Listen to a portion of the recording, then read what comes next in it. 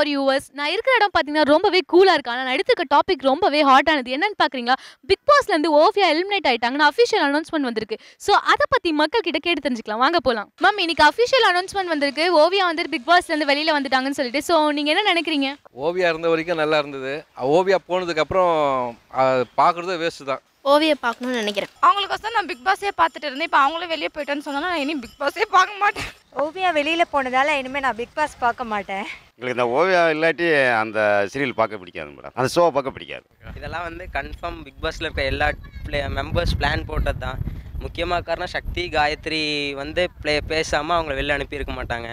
அவங்க மிச்சம் எல்லாத்தையும் பிரெயின் வாஷ் பண்ணி ஓவியாவை மட்டும் தனியாக ஒதுக்கி இப்போ அவளை வெளில அனுப்பிடுறாங்கன்னு நினைக்கிறோம். இதில் வந்து மெயினாக பார்த்தீங்கன்னாக்கா அந்த ஜூலி, சக்தி, அதுக்கப்புறம் வந்து இன்னொருத்தவங்க அவங்க நேம் காயத்ரி, இவங்களால தான் இன்வால்வ் ஆகிறது தான். அந்த பிரெயின் வாஷ் பண்ணி அந்த பிரெயினில் வந்து அவங்களுக்கு ஒன்றும் பண்ண முடியல. ஓவியா போனது ஒரு விஷயத்தில் நல்ல விஷயம் சொல்ல முடியாது. அங்கே இருக்கிற எல்லாமே பைத்தியக்காரனா ஆகிடுவாங்க. ஏன்னா அங்கே இருக்கிற எல்லாரும் வந்து புத்திசாலி நினைப்பில் இருக்கிறாங்க. ஆனால் யாரும் புத்திசாலி இல்லை. கன்ஃபார்மாக போயிட்டாங்களா? அவங்க போக மாட்டாங்க. எப்படி போவாங்க? அவங்களுக்கு தான் நாங்கள் தான் ஓட்டு போட்டு அனுப்பிச்சு வச்சுக்கிறோம். ஓவியா இல்லைன்னா ப்ரோக்ராமே வேலைக்கு ஆகாது. ஓவியா பார்க்கவே மாட்டோம் ப்ரோக்ராமே. நாங்களும் தான், எல்லாருமே தான். ஓவியா வெளியில் போனதில் எங்களுக்கு இஷ்டம் இல்லை. I want Oviya back. என்னோட கருத்து என்னன்னா ஓவியா போகக்கூடாது. பிகாஸ் எல்லாரும் அவங்களை கார்னர் பண்ணுறாங்க அந்த வீட்டில். ஆனால் அவங்க இருந்து எல்லாரையும் ஜெயிச்சு டைட்டில் வின் பண்ணுறது தான் என்னோட ஆசை. ஸோ நீங்க இனிமே வந்து பிக் பாஸ் பாப்பீங்களா மாட்டீங்களா? பார்க்க மாட்டேன் இதுக்கப்புறம். I miss Oviya. So Oviya வெளியில் போனதுக்கப்புறம் நாங்கள் பிக் பாஸ் பார்க்க மாட்டோம். இல்லை, அவங்க இருந்தால் தான் நான் பார்ப்பேன். என்ன பார்க்க முடியும்? கன்ஃபார்ம் பார்க்க மாட்டோம். இல்லை, இவ்வளோ நாள் நாங்கள் பார்த்ததே ஓவியாக்காக தான் பார்த்துட்டு இருந்தோம். இப்போ அவங்க போகிறதுனால இனி நாங்கள் அதை பார்க்க மாட்டோம்னு நினைக்கிறோம். நாங்கள் ஓவியாக்காண்டி தான் பார்க்குறோம். ஸோ அவங்க வெளியே போயிட்டாங்கன்னா பிக் பாஸ் சீனை. ஓவியா வெளியே போனதால பிக் பாஸ் கண்டிப்பாக வெளியே போகல. எனக்கு தெரிஞ்ச வரைக்கும் கண்டிப்பாக பிக் பாஸ் பார்ப்போம். இதுக்கப்புறம் அதை நாங்கள் பார்க்க வேண்டியது அவசியம் கிடையாது. ஏன்னா அவங்களெல்லாம் பார்க்கணும் எனக்கு அவசியமே கிடையாது. சான்ஸே இல்லை. நான் பார்க்க மாட்டேன் நிச்சயமாக.